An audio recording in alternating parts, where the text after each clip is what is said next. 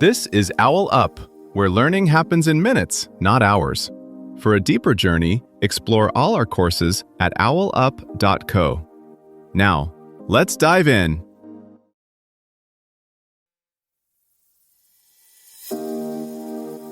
Welcome back to Chapter 3 of our series, Debt-Free Journey, a personal roadmap to financial freedom. In this episode, titled Choosing the Right Debt Payoff Strategy, we're going to explore the different strategies you can use to tackle your debt and find what works best for you. So, whether you're just starting out or looking to refine your approach, you're in the right place. Let's dive in. Right now, about half of Americans are paying interest on yesterday's groceries. One listener wrote in, "I've paid for my couch twice and I still owe more." Here's the twist. Two people with the same debt and the same payment can end up with totally different results. One listener sent me their numbers. 3 cards, same balances, same rates, same monthly amount going out. They ran 2 payoff plans side by side on a spreadsheet, and the finish dates were almost a year apart. Same money, same person, wildly different outcome. Here's where it gets interesting. Researchers tracking thousands of real people noticed a pattern. The efficient plan wasn't always the one that actually got finished. The plan that looked slightly worse on paper often won in real life, simply because it felt better week to week. So this isn't just about calculators, it's about knowing yourself. Are you fueled by seeing quick wins, or by squeezing every last dollar of waste from your budget, even when progress feels slow? In this episode, we'll test both approaches against your real life and see which one you're more likely to stick with all the way to $0. Think of this like choosing a route on a road trip. One is shorter on the map, the other has fewer hills. On paper, it's obvious which to pick, until you remember you're the one who has to stay awake at the wheel. Researchers looking at real payoff behavior found a split. Some people thrive when every dollar is optimized. Others need frequent signs they're getting somewhere or they quietly stall out. That means the smartest strategy is the one that fits both your spreadsheet and your stress levels. From here on, we'll treat you like a case study. Your habits, your cash flow, your tolerance for boredom, all of it matters. Let's put some structure around those 2 big strategies without rehashing what you already know. Debt Avalanche says, line up what you owe from highest rate to lowest, then throw every extra dollar at the top of the list while keeping the others on minimums. When that top one disappears, you roll everything down to the next on the list.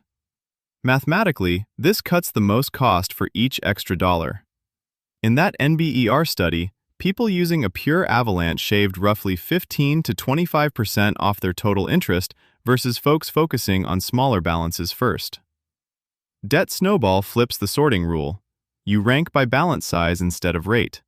The tiny ones get attacked first. The monsters wait their turn. That Harvard paper found people using this kind of structure were 18% more likely to still be at it after a year. Not richer on a spreadsheet, just still in the game. Here's where it gets more nuanced. In real life, your debts aren't neatly arranged like textbook examples. Sometimes the smallest balance also has the ugliest rate. In that case, the right first target is the same for both strategies. That's why it's a misconception that Snowball is automatically more expensive. Ordering can accidentally line up with Avalanche for chunks of your list. Another wrinkle, hybrids work. You might start with a quick Snowball win on one nagging account, then immediately pivot to Avalanche mode for everything left. Or you use Avalanche as your default, but if motivation tanks, you temporarily bump a small, psychologically loud balance to the front just to clear it. Think about your cash flow stability too. If your income jumps around, a fragile plan that only works when everything goes perfectly can crack fast. In a volatile month, being able to wipe out one whole bill, even if it's not the perfect target, might be worth more than squeezing out every last dollar of interest. One more layer people overlook: missed payments. The CFPB warns that a single slip can trigger a penalty APR close to 30%. At that point, it doesn't matter which philosophy you like more. Avoiding those landmines becomes your first priority. So instead of asking, which strategy is best, try, which order of attacks fits my psychology, my income pattern, and the landmines in my accounts. Think about how you react to progress in other parts of your life. When you're on a hike and the trail is long, do you get energy from seeing the total miles shrink, or from passing lots of little trail markers along the way? That same instinct shows up when you're deciding which balance to clear next. Try 3 quick thought experiments. Travel mode. If your flight is delayed, are you the person who starts re-optimizing every connection, or the one who just wants to know, what's my next concrete step? Avalanche feels like the first, snowball like the second. Art mode.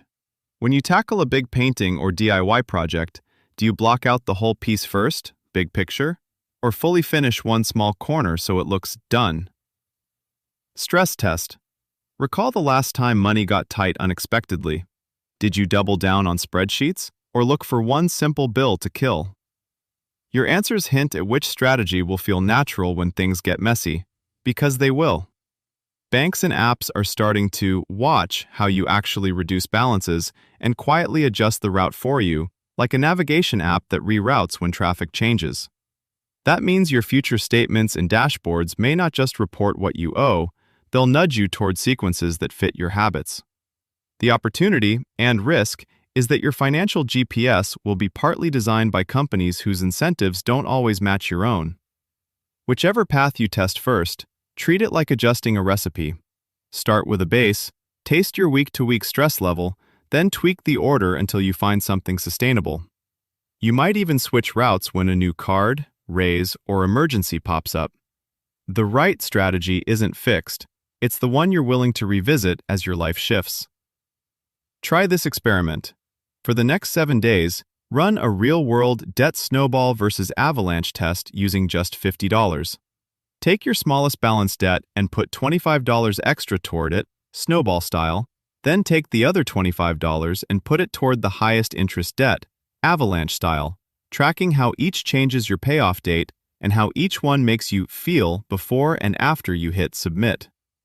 At the end of the week, compare. Which approach gave you more motivation, clarity, and sense of progress, seeing a balance drop fast or knowing you attacked the most expensive debt?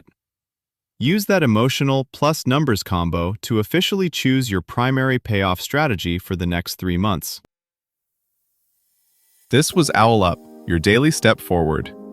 This series continues with more chapters on OwlUp.co. Visit OwlUp.co to access the complete course and continue your learning journey. See you there!